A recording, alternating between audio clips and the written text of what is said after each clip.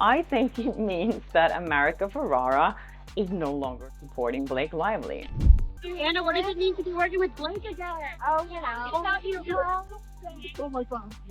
Ryan Reynolds and Blake Lively just got ruthlessly snubbed by some of Hollywood's top power players. He was slamming Blake Lively and Ryan Reynolds. He basically said that they F up. The original A-listers are turning their backs, making it clear they want nothing to do with the couple anymore. And so the more time we got to spend with Blake Lively, the less we liked her. What they did to Justin Baldwin wasn't just shoddy, it was downright unforgivable. If she's that dramatic in a release statement, she probably was even more dramatic in just being the friend that supports your friend even when you know you're lying. Everyone, and I mean everyone, is done with them. Not just ex-fans or random online voices. We're talking A-list celebrities, power players, even family members. One by one, they're peeling off like duct tape in a heat wave. And of course, it's not good for Blake or Ryan. Why? Because of Blake and Ryan's toxic drama with Justin Baldoni. And no, this wasn't some behind-the-scenes creative difference. This was a mess of lies, legal threats, manipulation, public smearing, and alleged intimidation tactics. All spearheaded by Blake and backed by Ryan like a PR puppet. Now, the industry is finally seeing them for what they truly are. The fact that Blake Lively has been rude and cruel to people throughout her career, it's a fact. They didn't even deny that these things have happened. People aren't just distancing themselves. They're scrubbing their entire feeds clean of anything remotely supportive of the two. Deleted posts, unfollows, ghosting. It's like watching a digital exorcism. And the funniest part, Blake and Ryan can't do anything about it. Their PR charm has expired, and Hollywood isn't buying the discount version. It means a lot when he comes out and says something. He basically said that they up, which I can completely agree with. Let's start with the one person they truly believed would never abandon them, Taylor Swift.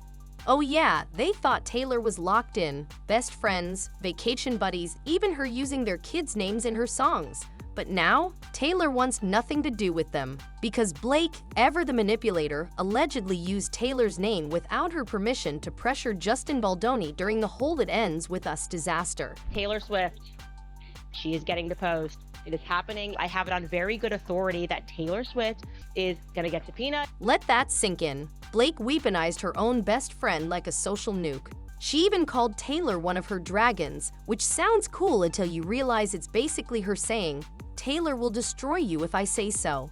Imagine the ego it takes to drag Taylor Swift into your messy conflicts, assuming she'll just play along. Taylor Swift, you have to recognize and respect the fact that she is a machine, okay? She is an absolute machine. She will do everything to protect her image. And then get this, Blake invited Taylor to a meeting at her penthouse to discuss the film. What Taylor didn't know was that the whole thing was a setup to ambush Justin Baldoni. Yep, she got played, used, and dragged into a Hollywood mess she never signed up for. Blake has taken advantage of her, taken advantage of her brand. Classic Blake move, hide the claws under a shiny Instagram filter. And after all that, Taylor Swift removed Blake from her Super Bowl guest list. If you know Taylor, you know that's basically the equivalent of a medieval beheading. It's her way of saying, "We're done here," without even needing to say it out loud. But I think that Taylor Swift is publicly backing away from this friendship because she's intelligent. And the silence since then, that's Swift's signature shade. She doesn't do messy statements, she just cuts you off, reworks the lyrics in a future album, and lets the world figure it out. And Blake, she's out, period. And I want to be clear, that has the potential to humiliate Taylor. But that was just the start, because next in line to ghost the golden couple was none other than Colleen Hoover. Now remember, this is the same Colleen Hoover who initially hyped Blake up like she was the second coming of cinema. She called Blake's casting in It Ends With Us a dream, told fans she was thrilled, and backed her all the way. Colleen deactivated her Instagram on January 21st. Fast forward to reality, and what do we have? Hoover deleted 32 posts, unfollowed Blake, wiped her entire Instagram clean, and dipped out of the drama so fast, she left digital skid marks. Why? Because once Justin Baldoni started dropping receipts, Actual, real-deal evidence showing how badly Blake was trying to control and sabotage things. Colleen had no choice. She couldn't stay quiet and still pretend to support someone acting like a backstage tyrant. Here we have seen the evidence, and we haven't seen any evidence from Blake Lively that supports her claims. And I'm sure she's going to cut that out from the actual article. I think it's coming out later this week, at some point next week. And don't think this was just a "I don't want to be associated" kind of energy. Oh no, there are rumors, and not the tinfoil hat kind, that Colleen is considering a lawsuit against Blake and Ryan. A lawsuit. Blake Lively manipulated her audiences and lied to her audiences.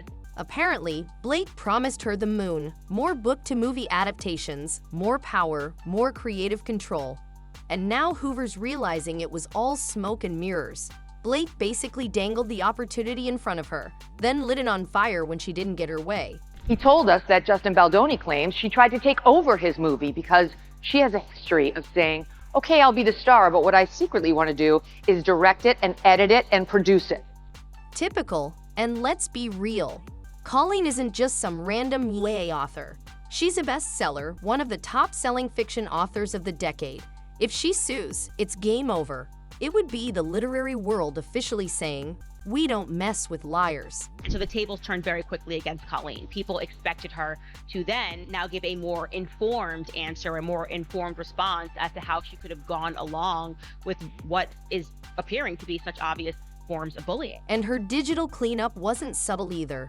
We're talking 32 posts gone, all mentions of Blake erased, a total social wipeout. That's PR language for "I want nothing to do with this woman ever again." And Blake? Still pretending nothing's happening, still posting like she's baking cupcakes in her billion-dollar kitchen, while her career melts faster than butter on a stove. And he managed to get Blake Lively to star in his movie, across from him. But here's the kicker. This isn't just bad press. This is industry exile. The kind where no one wants to work with you, where your name comes up in a meeting and people start looking at their phones, when even Colleen Hoover is ghosting you, when Taylor Swift is scrubbing your name from her social calendar, when your ride or die people start weighing legal options, you've officially become the villain of your own story. Just in while we're live, Taylor Swift is having bad blood with Blake Lively. I am not your dragon. While Blake's been out here rewriting scripts and steamrolling directors, Ryan's been playing the silent co-conspirator.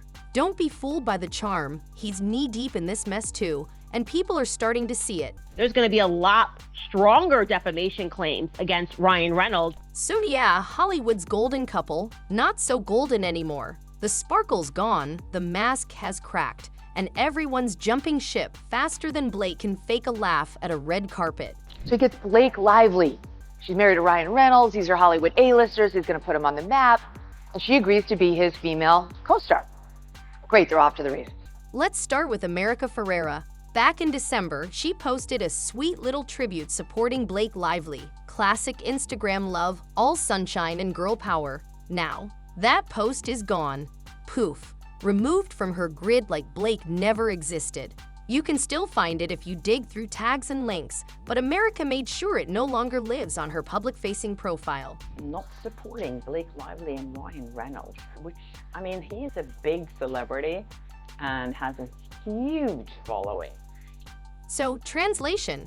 Yeah, I don't want this energy in my feed or in my life. Because you know, when a woman like America Ferrera, Oscar-nominated, media-savvy, respected, is scrubbing her profile, it's not a tech glitch, it's a message, and a loud one. See how she hasn't removed the post itself from Instagram, but she removed it from her grid. Amber Tamblyn, another sister of Yvette, technically still has her post up, but here's the kicker, she pulled it from her grid too. It's invisible unless you directly search for it. The kind of digital maneuver people use when they're trying to ghost you in public without starting drama. The Gen Z version of crossing the street when they see you coming. What does this mean?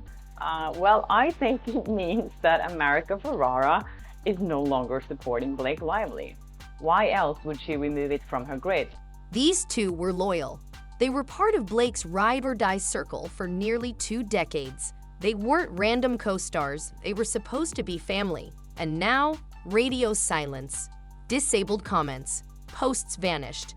It's like they went to the sisterhood reunion, saw what Blake was doing and said, yeah, we're out.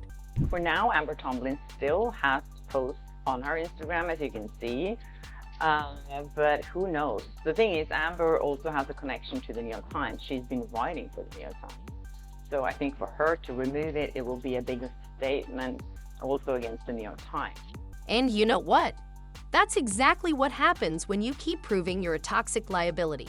When your own feminist allies, women who fought for equality, diversity, and inclusion, step away, that's not just personal, it's political. You've become the opposite of what they stand for. And Blake, she's making a masterclass out of how to lose friends and alienate powerful women. I don't know. This doesn't look like a woman under stress. This doesn't look like a woman who can barely get out of bed, as we've seen in reports. This looks like a woman who cannot wait to be back in the spotlight. Let's talk about Bart Johnson. Yeah, Coach Bolden himself, not just some random dude from Blake's extended friend group. This is her actual brother-in-law, married to her sister Robin Lively. If you can't hold on to family, you really have to ask, what the hell are you doing wrong? Where this support for people in power is coming from. Protection of rich and famous people with so much power. Why are the liberal traditional media supporting that so much? It doesn't make any sense to me. At first, Bart came charging out of the gate like a loyal soldier, defending Blake with a level of delusion usually reserved for flat earthers. He posted cryptic nonsense about performative man buns, and let's be honest, we all knew he was taking shots at Justin Baldoni. Because heaven forbid someone have a man bun and morals, right? Bart thought he was doing something with those Instagram warrior monk quotes. Then reality hit. Legal documents started dropping, receipts started surfacing, and suddenly the tweets disappeared. Bart's tone shifted from Baldoni is fake to my words weren't directed at anyone specific. Oh really, Bart? So the universe just accidentally aligned your shady captions with Justin's hairstyle, emotional work, and entire being. On record, long before the public conflict, the cast unfollowed him for a reason. But, he's not mentioning anyone specific. He's not mentioning anyone specific. Bart, yes, she did. What's hilarious is that even Bart realized he got played. He publicly admitted he was missiled. Yeah, by Blake and Ryan, the ultimate PR shapeshifters. So now he's quietly sliding into the background, hoping no one notices he used to be on Team Lively. But we noticed, Bart, we definitely noticed. And when even your own family ditches your sinking ship, that's not just a red flag. That's a full stadium wave of red flags in slow motion. Then, reality hit. Legal documents started dropping. Receipts started surfacing. Suddenly, tweets disappeared. Bart's tone changed from, But it doesn't stop with family. Oh no, the sisterhood broke up too. Remember the wholesome bond from the Sisterhood of the Traveling Pants? That heartwarming movie about female solidarity and lifelong friendship.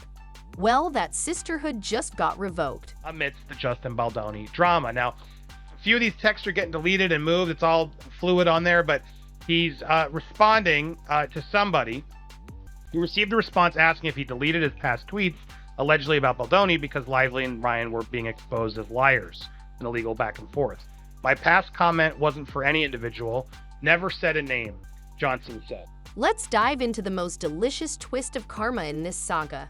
Enter Scarlett Johansson. Oh yes, when Scarlett steps in, you know things are about to get interesting.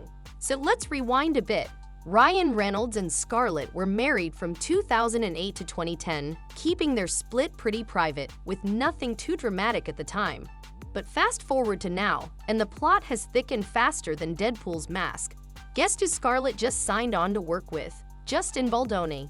That's right, Ryan's ex-wife is now teaming up with the very man Ryan and Blake have been trying to sabotage for months. Scarlett is set to direct a new film called Eleanor the Great, and guess who's financing it? Wayfair Studios, Justin's studio, fully backing it, fully endorsing it, and fully on Team Justin.